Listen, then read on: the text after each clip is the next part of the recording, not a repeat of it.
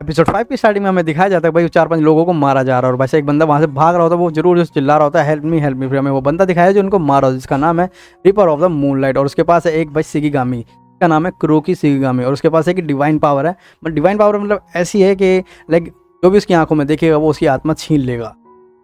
निका यहाँ विन से कह रही होती है कि उन्होंने तुम्हें बताया है कि उन्होंने कैसे यूनसमा के साथ अपना टाइम स्पेंड करा था। भाई विन कहता है हाँ, उसने जो भी कहा मुझे सच कहा था, और भाई साहब उसका काम था कि मुझे मेरी मेमोरी याद दिलाने का, और उसने कहा था कि अगर मैं ऐसा नहीं करूँगा तो मेरी लाइफ खतरे में आ सकती है, तो मुझे अब ये करना पड़ेगा। तो वो कहती है हाँ। फिर हमें वो सीन दिखाया जाता है भाई क्रिस्टा ने, जहाँ पे विन को वो क्रिस्टल काट दिया था और कहा था कि उसने भाई तोमिकी से कलेक्ट करे हैं, तो भाई तोमिकी आएगा, और वो चली जाती है, मतलब मर जाती है। विन कहता है कि मुझे अभी भी पूरी तरह से याद नहीं आया है कि मेरी 6 महीने की यादों में क्या क्या हुआ, और बस वो मुझे कार्ड देके चली गई है, और भाई उसके सर में दर्द होने लग जाता है। और निका कहती है क्या तुम मुझे भी अपनी हेल्प करने दोगे, मुझे भी ये कार्ड दिखाओ। विन के फ़ोन में एक मैसेज आता है जो कि उसके रेस्टोरेंट वाले दोस्तों का होता है। निका कहती है क्या हुआ, अगर तुम्हें इस चीज़ के बारे में बात करनी हो तो भाई मुझे कभी भी बुला लेना, मैं रेडी हूँ। और वो कहती है थोड़ी देर बाद मैं लाइव स्ट्रीम करने वाली हूँ, और वो कहता है हाँ मैं भी देखूंगा, थैंक यू निका। विन के जाने के बाद भाई निका भी एक क्रिस्टल कार्ड निकालती है जिसके पास ऑलरेडी एक क्रिस्टल कार्ड है, और वैसा में फिर पास दिखाया जाता है जहाँ पे भाई क्रिस्टा ने उससे बात करी थी और कहा था कि ऐसे चलता रहा तो दुनिया खतरे में आ जाएगी, तो तुम्हें भी खेलना पड़ेगा मेरे विनसामा के लिए। और भाई वो रोने लग जाती है।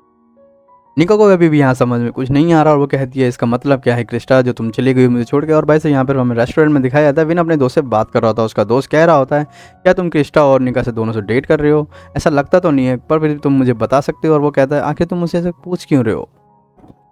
इनका दोस्त कहता है अरे अरे नहीं, मैं तो ऐसे ही पूछ रहा था। और भाई वो देखते हैं कि निकल लाइव स्ट्रीम कर रही होती है, और वो कह रही होती है भाई लाइव स्ट्रीम के अंदर कि मेरे पास एक रियर कार्ड है डुअल मास्टर कार्ड का, जो कि है ट्रांसफेरेंट वाला, अगर किसी को पता है उसके बारे में तो प्लीज़ मेरे कमेंट के अंदर बताइए। और भाई विन भी ये सब देख रहा होता है, मतलब भाई वो किसी और से पूछना चाह रही है लाइव स्ट्रीम पे।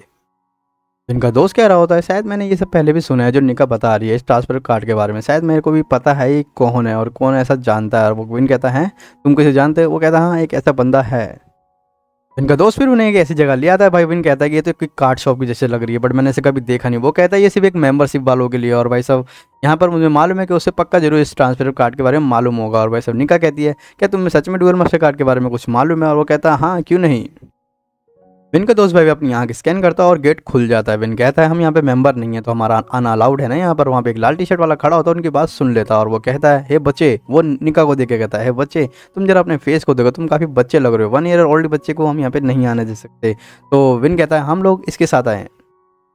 फिर वो बंदा थोड़ा निकाह और घूर के देखता है, और वो समझ जाता है आखिर वो कौन है। भाई वो लाइव स्ट्रीम करती है और वो फैन है उस सबके, और भाई तो वो चिल्ला चिल्ला के चिल्लाने लगे, सब लोग इकट्ठे हो जाते हैं। और वहाँ पर एक बंदा आ जाता है, कह रहा क्या चल रहा है यहाँ पर, हेलो मेरे स्टोर में आपका स्वागत है। रेड प्लेन, भाई निका को रेड प्लेन इसलिए कह रहे कि उसके बाल लाल हैं।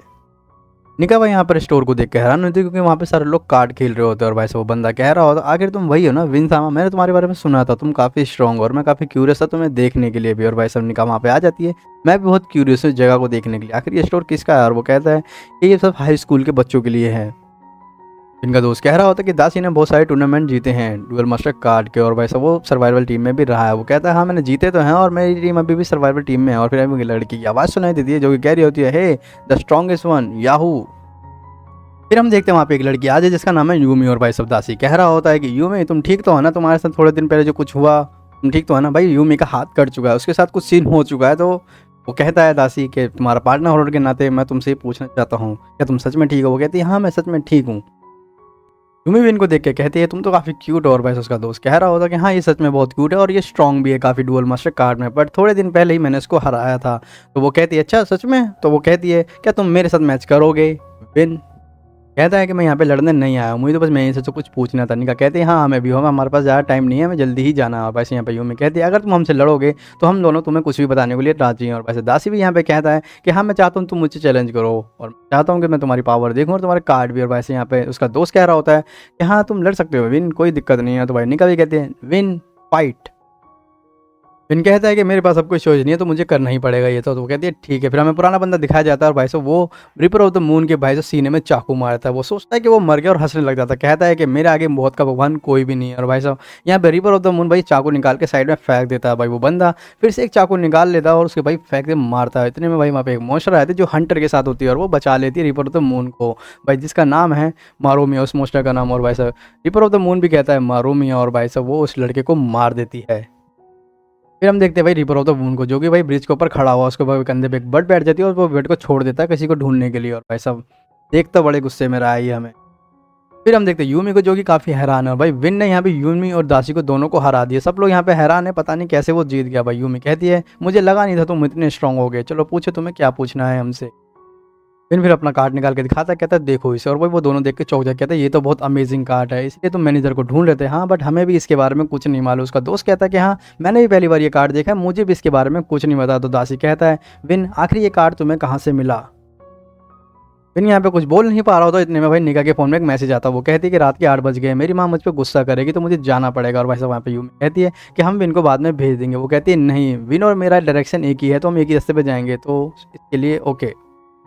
का दोस्त कहता है तो मैं भी यहाँ पे क्या करूँगा। इतने भाई दासी आ जाता है, कहता है कि चलो हम एक मैच करते हैं, तुम काफ़ी दिनों से हमने मैच करा भी नहीं और कई दिनों से तुम्हारी पावर नहीं देखी है। तो भाई इतने में विन और निका निकल जाते हैं और उसको छोड़ देते हैं मैच के लिए।